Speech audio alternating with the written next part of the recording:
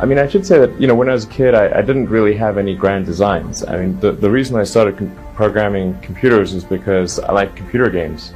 And I play lots of computer games, and I learned that if I wrote software and sold it, then I could get more money and buy better computers.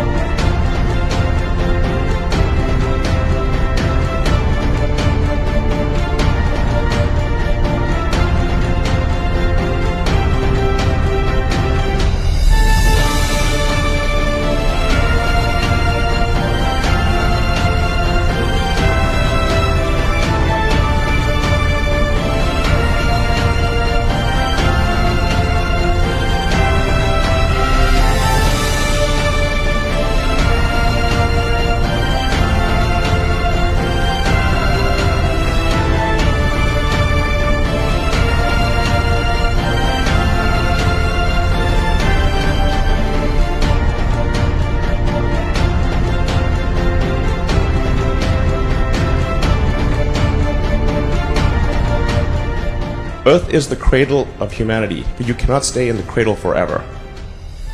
It is time to go forth, become a star-faring civilization, be out there among the stars, expand the scope and scale of human consciousness.